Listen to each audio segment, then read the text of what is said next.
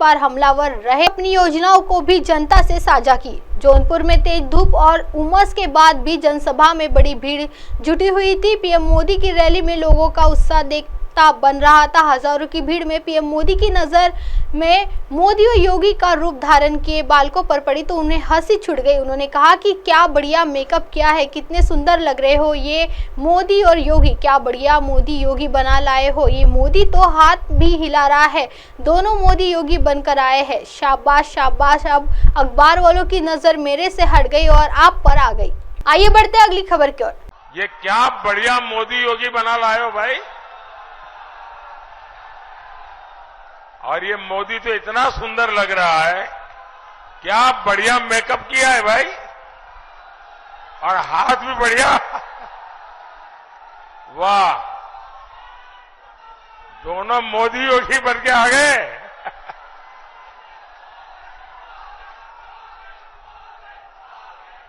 शाबाश शाबाश, बहुत बढ़िया किया आपने। देखिए सब अखबार वालों की नजर मेरे से हट गई, आप पर आ गई। बढ़िया है, वाह, ये मोदी को तो हाथ हिलाना भी आ गया है।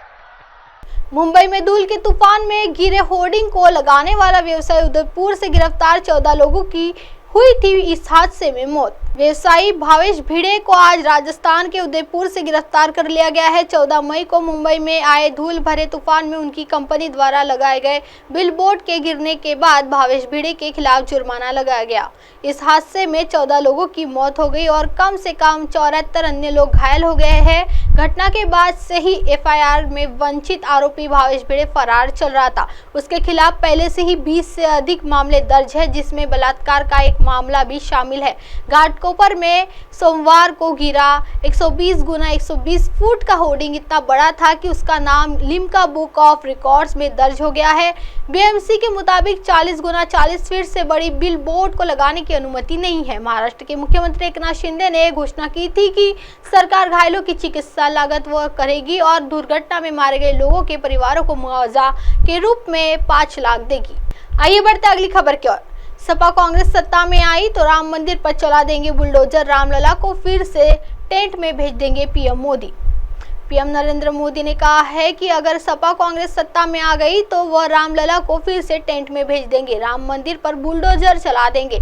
प्रधानमंत्री नरेंद्र मोदी ने कहा है कि अगर सपा कांग्रेस सत्ता में आ गई तो वह रामलला को फिर टेंट में भेज देंगे। उन्होंने कहा कि यह लोग राम मंदिर पर बुलडोजर चला देंगे। पीएम मोदी ने आरोप लगाया कि सपा कांग्रेस तुष्टीकरण के पीछे घुटने टेक चुके हैं।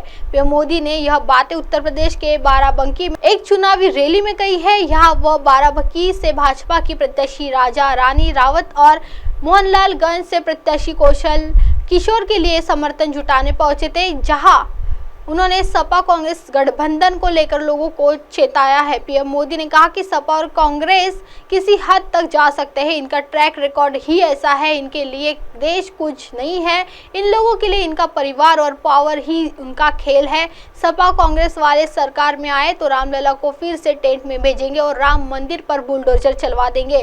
पीएम मोदी ने इस दौरान कहा कि सपा कांग्रेस को उत्तर प्रदेश के मुख्यमंत्री योगी आदित्यनाथ से सीखना चाहिए कि बुलडोजर कहाँ चलाना होता है और कहाँ नहीं चलाना होता। पीएम मोदी ने लोगों से अपील की कि वह सपा कांग्रेस गठबंधन को वोट देकर वोट बर्बाद न करने की अपील की है। मैं मत रहिए, देश जब आजादी का आंदोलन कर रहा था ना, और देश के टुकड़े करने की बात आती थी तो देश का हर व्यक्ति का नहीं यार, देश के टुकड़े थोड़े होते हैं, देश के टुकड़े होते हैं। हो गए कि नहीं हो गए, इन्होंने कर दिया कि न कर दिया, ये किसी भी हद तक जा सकते हैं जी।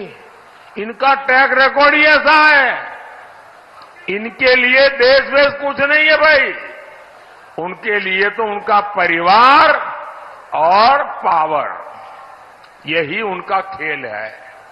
सपा कांग्रेस वाले सरकार में आए तो रामलला को फिर से टेंट में भेजेंगे और मंदिर पर बुलडोजर चलवा देंगे। क्या योगी जी से यही सीखना है क्या?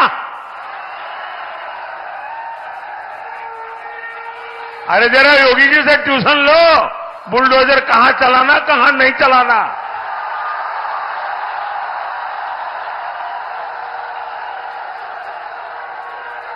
अब आप हमारे चैनल को आपके मोबाइल ऐप पर भी देख सकते हैं। मोबाइल ऐप पर देखने के लिए प्ले स्टोर से MNS news T app download करें। इंस्टा, हाइट, ट्वीट, कुक, फेसबुक और कई सोशल मीडिया प्लेटफॉर्म पर हमारा चैनल उपलब्ध है। आप इसे यूट्यूब पर भी देख सकते हैं, आप इसे लाइव भी देख सकते हैं www.mnsnewst.com पर। फिलहाल वक्त हो चला है दर्शकों ब्रेक का। ब्रेक से लौटने के बाद देखिएगा देश और दुनिया की तमाम बड़ी खबरें। बने रहे MNS न्यूज टी पर। मेरे साथ यानी शुभांगी के साथ। नमस्कार।